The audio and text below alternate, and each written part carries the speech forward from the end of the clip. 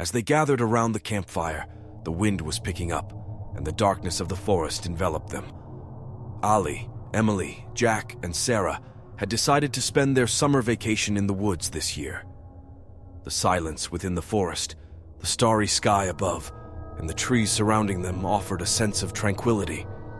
However, this peace would soon give way to a reality filled with fear. One night, as the four friends chatted by the fire, they heard a strange sound coming from the depths of the forest. Initially, they dismissed these sounds as normal things, like the rustling of leaves in the wind or the chirping of birds. But the sounds grew more distinct and took on an eerie quality. They were unlike anything human-made, more akin to a faint whisper. Ali said, "Do you hear that too?" The others raised their heads and listened intently to their surroundings. Emily murmured, "If this is a prank, it's not very funny." The sounds drew nearer, and they felt that something was nearby. Suddenly, a pale light began to appear in the darkness of the forest. Their eyes started to make out a figure rapidly approaching, but the closer it got, the more indistinct its appearance became. Jack shouted, "What's happening?" and swiftly led the group away from the campsite.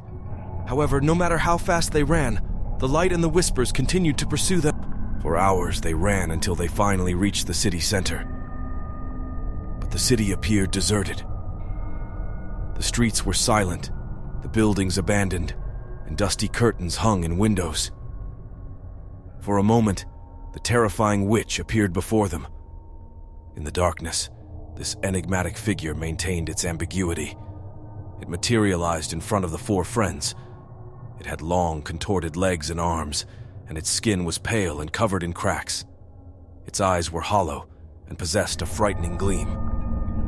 Sarah rolled her eyes in fear. "Why did you bring us here? What do you want?" The witch spoke with a faint smile. "I have a compelling reason to draw you here. I require your souls to sustain me and extend my eternal life." Ali asked, "What do you want us to do?" The witch replied, "I have an offer for you. Either you die alive for me and remain trapped here forever, or you find a way to send me to another world." The group began searching for an escape route, but the witch continued to watch them.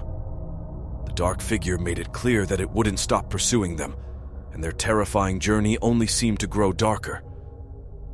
For days they wandered the city, desperately seeking a way out, but the witch awaited them at every turn. Each night, the strange whispers they had heard in the forest became even more unsettling. One day, in their desperation, they entered an underground tunnel. It was dark and eerie inside, but they had no other choice. As they ventured deeper, they noticed markings and symbols on the tunnel walls that seemed to be traces of the witch's presence. Finally, at the end of the tunnel, they found themselves before a magical portal. The sounds emanating from the portal were enticing. The group faced a perilous decision. Either they would use the portal to follow the witch or remain forever enslaved by it. Emily suggested, "Perhaps this portal will take the witch to another world, and we can escape." The others agreed, and they made their decision. As they passed through the portal, the four friends suddenly found themselves in another world. However, this world was different from the one ruled by the witch. People walked the streets, buildings were bustling and alive.